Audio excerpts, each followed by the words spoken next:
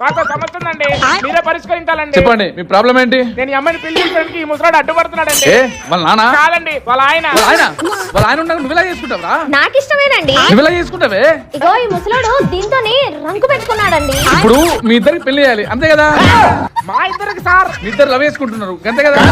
మా ఆవిడ సరే ఇప్పుడు ఇద్దరికి పెళ్లి చేయాలి అంతే కదా? వాళ్ళిద్దరికి కాదు మా ఇద్దరికి చేయాలి. వీడితో కాదు సార్, మా ఇద్దరికి చేయాలి సార్. జగనన్న కేసుల కంటే ఎంత కన్ఫ్యూజన్ ఉంది. జగనన్న కేసులు మీరే వాదిస్తారా అండి? వైసీపీ పార్టీలో ఉన్న అందరి కేసులు నేనే వాదిస్తా. భూ కబ్జాలు మర్డర్ కేసులు వాదించాలనుకో గుట్కా నాని, ఎర్రచందన్ స్మగ్లింగ్ వాదించాలనుకో పెద్దిరెడ్డి, చెరువు కబ్జా కేసులేమో కేసిరెడ్డి.